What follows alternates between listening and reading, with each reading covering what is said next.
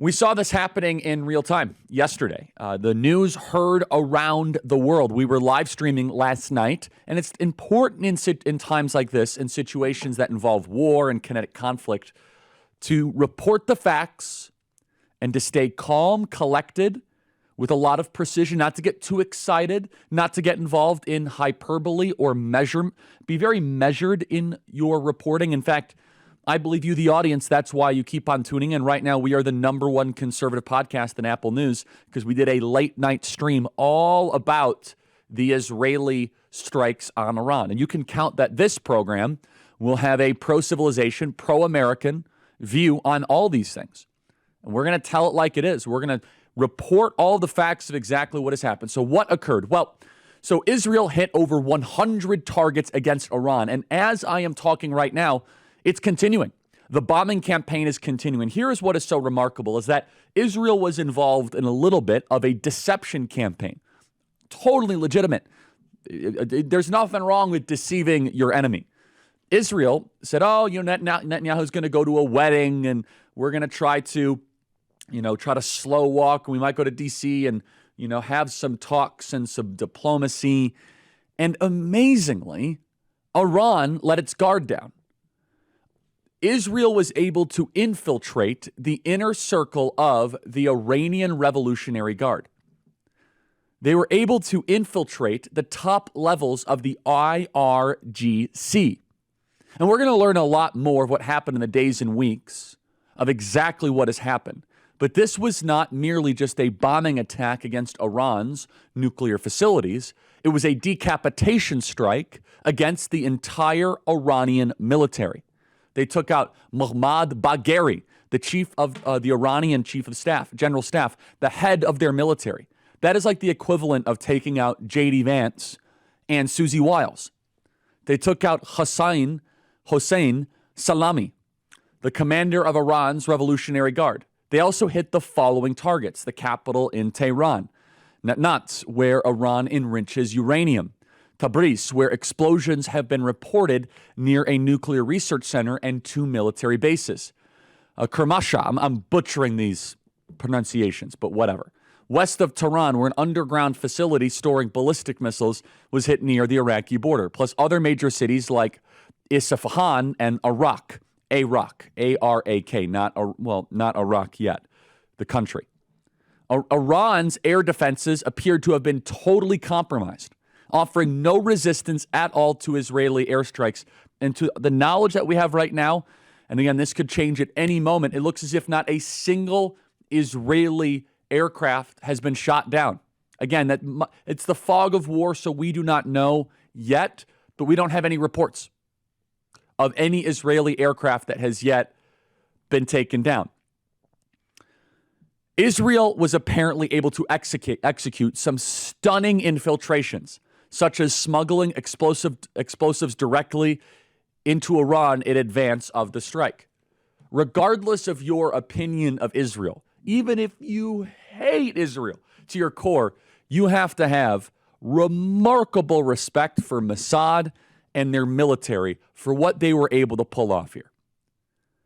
Understand that Iran knew this was coming. And without getting into too many details, we knew this was coming.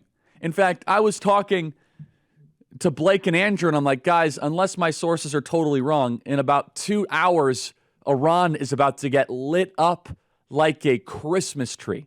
So I knew it was coming. A lot of other reporters I was talking to knew it was coming. And Iran still was infiltrated because it seems as if that Israel was able to infiltrate at such the highest levels of the Iranian government. They used the looming attack as a way to gather all of these senior Iranian officials together to then strike them. Remember, we moved out all diplomatic and non-essential staff. This was somewhat of a deception surprise attack, but this was the longest windup. Here it comes, here it comes, here it comes. And it does beg the question, is Iran a paper tiger? And we'll explore that later, which is, I understand that the intel shows that they were close to a nuclear weapon, but there's a little bit of a contradiction here of if they really don't have any air defense systems, and they're this foolish and kind of a third world country, it really makes you wonder, like, how sophisticated of a threat this actually is. However, it's happening. And Israel is a sovereign country, and they made, and you have to just say this, they made an incredibly ballsy move with a lot of chutzpah. Took a lot of chutzpah for them to do this. And we're going to find out in the next couple days and weeks and months the ramifications of that, especially from a pro-American standpoint, which I want to get into. But they also killed some of the nuclear scientists. That's 564. Good, by the way, if you want to just have entertainment, watch this show of me trying to pronounce these ridiculous Persian names. Faridun Abbasi, I think I got that one. Mohammad Mehdi Tarajanani, the physicist and president of the Islamic Azad University in Tehran. The Israeli operation was not just airstrikes. The Israeli Mossad intelligence service has operatives on the ground conducting covert sabotage operations on missile and air defense sites, and it's ongoing. Israel right now has complete command over the air of Iran. No one really could have anticipated that. No one could have predicted it. And this is why no planes have been shot down. And Bibi Netanyahu and the Israeli government, they're basically having an all-you-can-eat buffet in Iran. They've had these targets basically in their tickler file for quite some time. They've had these targets like, hey, here they are all over Iran for quite some time.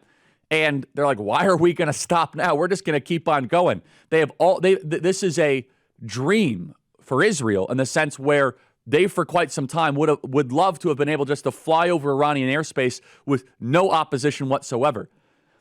562, which I think is a very important picture. Yes, some residential buildings were struck, but that's some pretty remarkable precision. This visual is something, and on podcasting and radio, you just have to take pause and be like, that's as good and as sophisticated of a military that I think you'll ever see.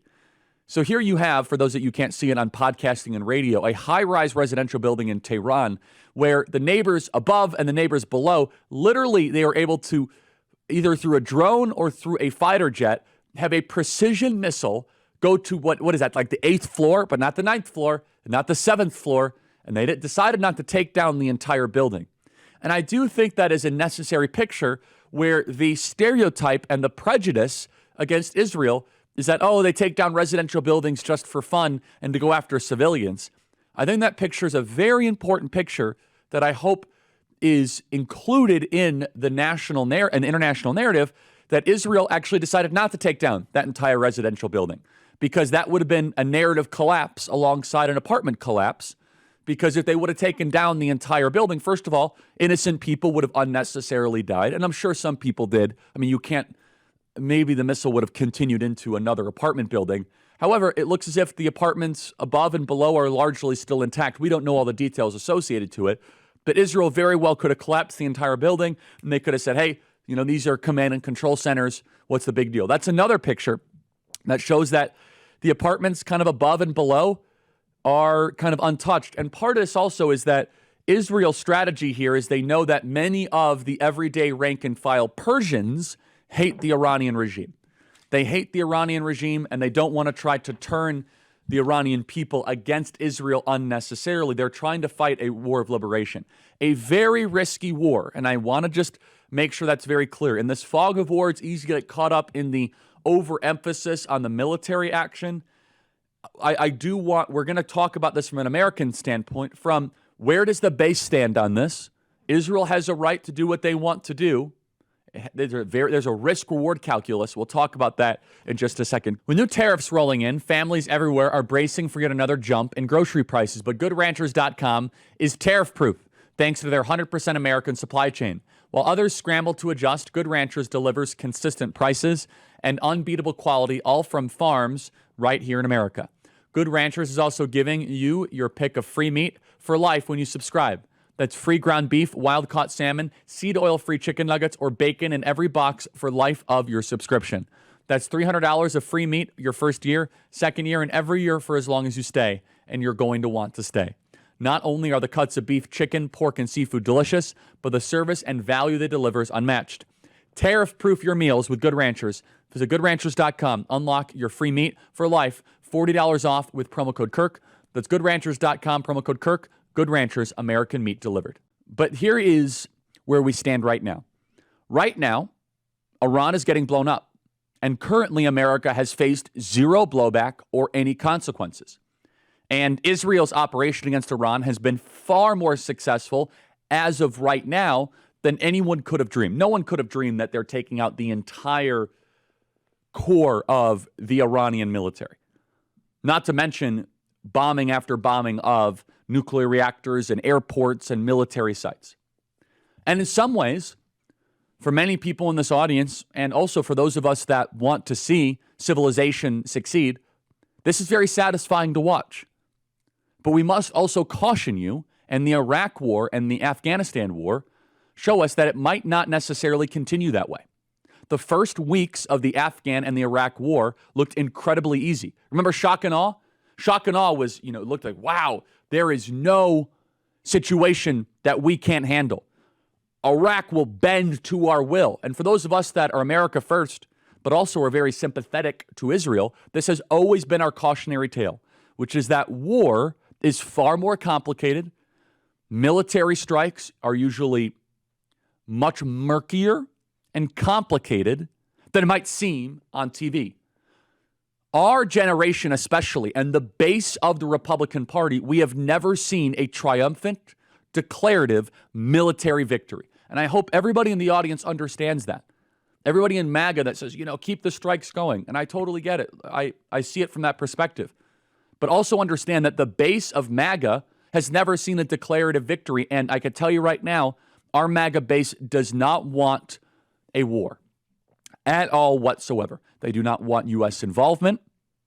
They do not want the United States to be engaged in this. And let's just go 569. This is a picture of the Iraq shock and awe bombing, you might remember. It felt as if we were going to steamroll Iraq, and this would be like a 2-month operation similar to the Persian Gulf War back in 1991. But the Middle East has a tendency to draw you in. It is the land of sand and death, as President Trump would say. The last major war that America clearly and definitively won is the Gulf War. And even that led to the Second Iraq War. Before that, it was World War II. And the Korean War, you could argue, had some real good upside with the creation of South Korea. Wars are not profitable endeavors.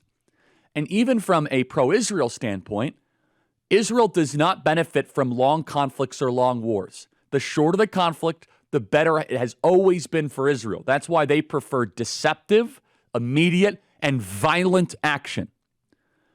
We as conservatives must be very morally clear as to what side we are on. But we must resist the siren song of displacing dictators in lands we do not understand and we have no business running.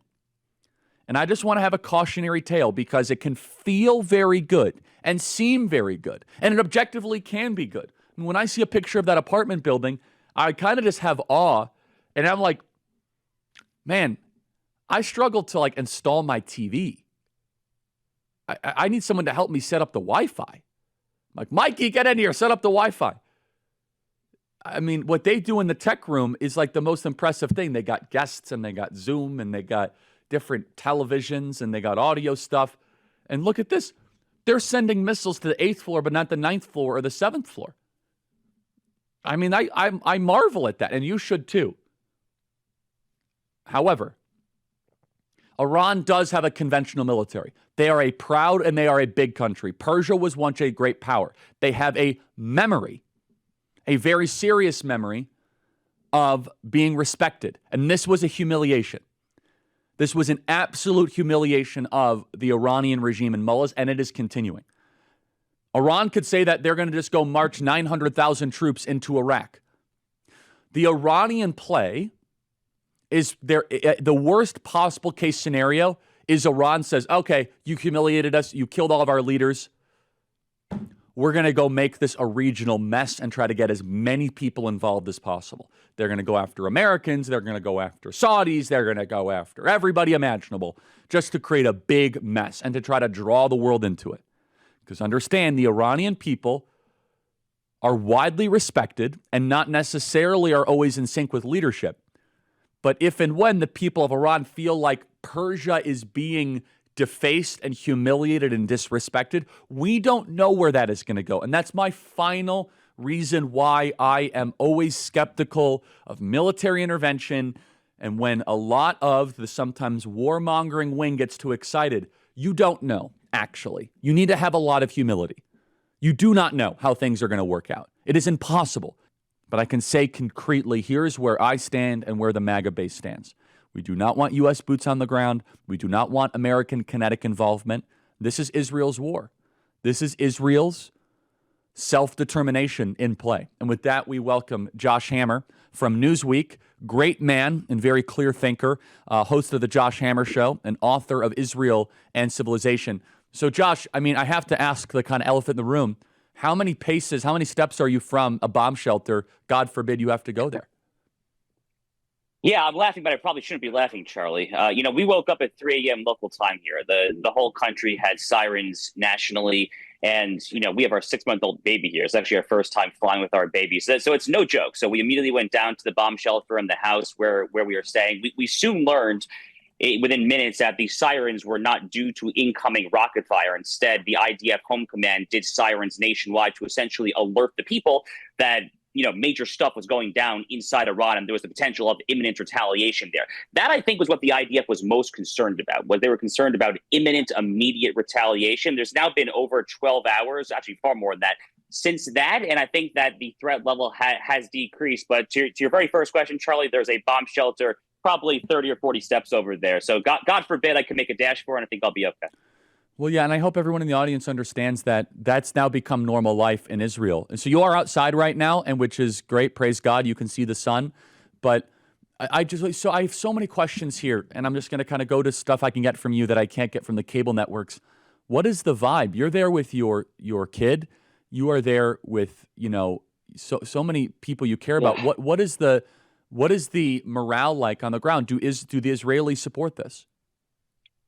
Well, this whole trip, and Charlie, like you, have been to Israel a number of times. This whole trip thus far has been not exactly what we signed up for. So my wife and I were getting dinner the other night in the Tel Aviv area on the ocean. There was a massive siren. We ran to a bomb shelter. It turns out that there was a Houthi ballistic missile incoming from Yemen. That was just 2 or 3 nights ago. And now this is the mission of all missions, what Israel is calling Operation Rising Lion, the operation inside Iran. Charlie, I'm here in the broader Tel Aviv area. As you can see in the background here, the sun is slowly starting to set. The Jewish Sabbath, Shabbat, is coming in. So I guess we're spending the Sabbath here. We were planning to be in Jerusalem, but we didn't want to get in the car and drive an hour and a half. Risk, God forbid, getting stuck in traffic with a lot of missiles. Again, we have a 6-month-old, so we're being smart state parents here there. So we're locking down. Now, what I can tell you is that the locals here, the roads are empty. The roads are basically like a ghost town. The supermarkets, it's like a hurricane. I've gone through hurricanes living in Florida back home. I've lived in Houston, Texas, Miami, Florida during hurricanes. Anyone who has been to a supermarket during a hurricane knows that the shelves are just totally, you can't get any food items. There's a line around the door curling around the supermarket. Same thing here. It feels like a hurricane-like condition right now. Again, I guess we're going to see what actual hurricane in the form of an Iranian retaliation actually comes here. But the thing about the Israeli people, Charlie, and holding aside the Arab Israelis, is a little more complicated. But the thing about Jewish Israelis, which are still the vast majority of the Israeli people, there is full consensus as to the Iranian issue. There are a number of very, very divisive issues here in Israel. Bibi Netanyahu, the 2-state solution versus 1-state solution with the Palestinian Arabs, the issue of the Haredi ultra-Orthodox draft into the IDF. There are a lot of very contentious issues here in the Israeli domestic political spectrum. But if there's one very important point, I think, for your audience to know, is that the Iran issue is not a contentious issue. I remember speaking back in 2016, during the 2016 presidential cycle. I spoke with a far-left member, a Jewish member of the Knesset, their legislature here. Charlie, dude was so far left, he was an actual Bernie Sanders supporter. I kid you not. And even this guy who was a total peacenik on the Palestinians, a total liberal on all domestic issues, you name it there, even he was very sober and hawkish-minded on Iran, because there was an understanding here that Iran actually genuinely is the existential issue, and that if the IDF's mantra that never again means never again, if it means anything whatsoever, then Iran has to be dealt with at some point. It turns out that they dealt with it, or at least started to deal with it, while I happened to be visiting the country here. I'm now going to refer to you as our Israeli war correspondent. We're going to have you on as much as you'll have us. I have so many questions here, Josh. Just a more technical one while I have it on top of my head. I'm guessing that this will be a Shabbat that is largely not honored by the military in the best possible way, right? I mean, it's not like the whole country is just going to go to sleep while Iran could launch a bunch of missiles. Am I correct in that regard? Look, everyone has to do what they can here. So, not to get too deep in the weeds of Jewish law, but there is a well-known Jewish principle known as pekuach nefesh, which basically means that there's an overwhelming imperative to save a human life at all costs. And when human life has to be saved at the expense of desecrating the Jewish Sabbath or any other of the violation of Jewish law, it has to be done there. So, for example, Charlie, back home in Florida, where I pray at a local synagogue near the beach. There's a guy who has a walkie-talkie there because he's actually an emergency driver for Hatzalah, the emergency services there. So he's allowed to do that for reasons of pekuach nefesh. So similarly here in Israel, when there is an active threat of the world's leading state sponsor of jihad potentially launching God knows what kind of missiles, drones, or whatever we'll have here over the next 48, 72 hours, who the heck knows. Yes, I think people are going to interpret pekuach nefesh and take it into their own hands. It's just so I have so many questions, but I hope people understand that even in the midst of all the terror, that still the Shabbat will be honored and the Kaddish will be said. It's just pretty amazing how I'm turning off my phone, Charlie. Well, it's remarkable. So Josh, let me ask you. So now let's get more to like the technical side. Are you surprised? And what is your reaction, I should say, to the fact that Iran has not really responded yet? That we're coming on almost a 24-hour marker, and there have not been missiles that are cascading down on Israel. Why is that? And is it because that Israel is just having a feeding frenzy in the interior of Iran right now? So it's such a real-time, minute-by-minute situation that's a little hard to keep up with everything. I did hear maybe about 30, 45 minutes ago that there were rocket sirens in northern Israel. I assume that is from Hezbollah in Lebanon, or at least the remnants of Hezbollah in Lebanon, because Hezbollah has been dealt such a crippling blow over the past year or so by Israel. But Iran, Charlie, and this is why Israel apparently felt that this was the time to actually launch this operation that was literally decades in the making, was that they had done such an amazing job at crippling Iran's various proxies. Hezbollah in particular in Lebanon, with their massive 100,000 plus precision-guided missile arsenal, that was always the Iranian regime's kind of sort of Damocles hanging over the Israeli people here. It's right on the Israeli border up north there. And Israel knew that if they were to ever launch a serious operation against Iran, then Hezbollah would just rain down lots and lots of missiles on Jerusalem, Tel Aviv, or all the population corridors there. But Hezbollah has not been literally eliminated, but 80, 90%. They are on really, really, really weak knees right now. So the path was really, really clear. And then inside of Iran itself, you look at just the sheer number of the top-ranking IRGC, Islamic Revolutionary Guard Corps, the general staffers that apparently have been killed over the past 12 to 18 hours there. Charlie, I think we're literally talking about a situation where the actual physical men who would literally call the shots are perhaps no longer with us. It's a pretty astounding thing to say there, but I think that's the reality inside Iran right now.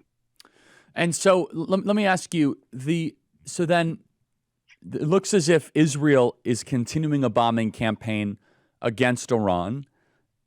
How else can Iran respond if their missile capacity is largely disabled? Well, look, they have the potential to try to launch extraterritorial assassinations. Charlie, I'll be honest with you, in a weird way, I actually almost feel safer here in Israel than if I were back home in the United States. I live in Florida, so Florida is kind of the exception to the rule. Florida is an incredibly safe place to be Jewish. It's an incredibly safe place, frankly, to be anyone. But I do think in a time like this about more exposed Jewish communities, Israeli expatriate communities in blue jurisdictions. I think a lot about New York City, Los Angeles, Chicago, places like that at this time there, because those are the places where the local government is not necessarily going to be up to speed at protecting vulnerable soft targets, synagogues, kosher restaurants, things like that at this time here. So living here, I don't live here, but being here in Israel at this time here and having the IDF protect us, I feel pretty good for the most part there. But they do have the capacity, Iran. Iran has a lot of sleeper cells. They have a lot of sleeper cells, a lot of lone wolf agents, a lot of people all throughout the West, a lot of these crazy radicals, the Mahmoud Khalils on the university campuses, a lot of folks who are pledging and vowing to take up not necessarily full-on jihad in an ISIS-style caliphate here in the Middle East, but just engaging in lone wolf-style attacks, very similar to what the Marxists did in slaughtering, brutally assassinating those two Israeli diplomats in Washington 2 weeks ago. So that's the kind of soft lone wolf target that I'm actually most scared of at a time like this. I'm less scared about whatever is coming from Iran in kind of a paradoxical way, even though I'm right here kind of in the crosshairs of fire. Yeah, I literally put up on Twitter, I'll read it to the audience, which is, keep your head on a swivel. Biden let millions of people into America. Iran might activate some sleeper cells against Americans. Stay armed. And that goes for all people, right? Is the Iranian sleeper cells into the interior of the United States. Can Israel win this without United States troops? So it totally depends how you define win. Charlie, it seems to me that Israel is not, at least at this moment, seeking to decapitate the head of the snake. Again, we'll see. It's a very, very fast time situation there. It seems to me like if they were going to take their shot at the Ayatollah, at Khamenei, it probably would have happened in the wee hours of the morning. Again, what do I know? I'm just kind of playing a speculation game here. But the goal of this operation, so far as I understand it, is simply to neutralize the nuclear threat. And if that is the goal, then I think that Israel has already shown that it is fully capable of doing that. Just to take one example, I mean, they had a large number of Iran's nuclear facilities. But just to take one example, Natanz, which is maybe the most infamous of all of the Iranian uranium enrichment facilities. Natanz has been kind of front and center of all these can Israel strike Iran debates for the past 15, 20 years now. These debates have gone back a long time.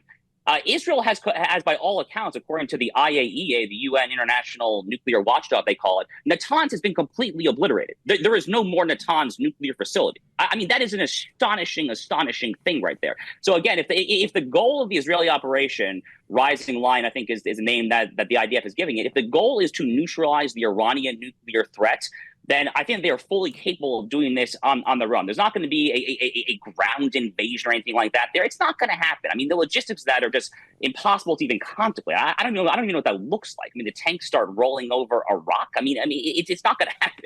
So the goal of this is tactical aerial strikes to neutralize a harrowing threat of the world's #1 state sponsor of jihad, these fanatical Islamists who genuinely believe in 72 virgins in heaven, all that there. The goal is to decapitate their capacity to launch a nuclear strike on Israel, Europe, anywhere else, if they were to ever acquire, God forbid, intercontinental ballistic missile technology. And so far, they've been very successful. Josh, I want to put this up here. We did this on X last night. I asked our audience, 323,000 people voted, should the U.S. get involved in Israel's war against Iran? 88% said no. I can't imagine you're surprised by that, though, Josh. So as someone who's in Israel and cares about Israel, but is also an American, walk me through your reaction to that and how you think this plays out politically.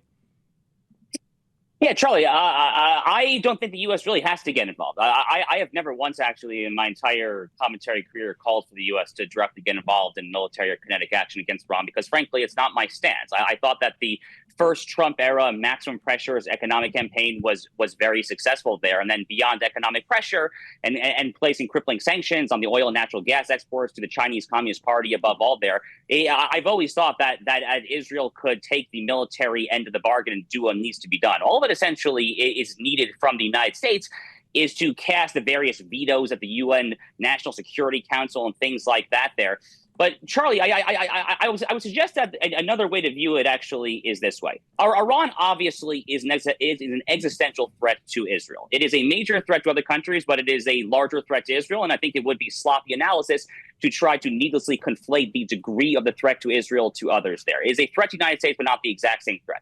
Having said that, it is a threat. Iran definitely does have American blood on its hands for 46 years, going back to the hostage crisis that launched the regime and ended the Jimmy Carter presidency, going back to the 241 U.S. Marines slaughtered at the Marine barracks in Beirut, Lebanon from Hezbollah, the top Iranian proxy, the 500 to 600 American soldiers killed by Qasem Soleimani-supplied IEDs on the roadside of Al-Anbar and Fallujah during the Petraeus counterinsurgency during the Bush administration, and on we go there. So I think another way of viewing this is as follows, which is that Israel is acting as a good ally should act in securing not just its own national interest, it happens to be an existential interest in this case there, but also then ultimately conducing to the enhanced and greater safety and security of the United States, of our European allies, and so forth there. The United States, Charlie, today and for the foreseeable future, is a safer and more secure place because of what Israel is doing inside of Iran. This is a very, very key point there. Again, this was needed for Israel. Israel is acting as any sovereign nation state would do in its own national interest here.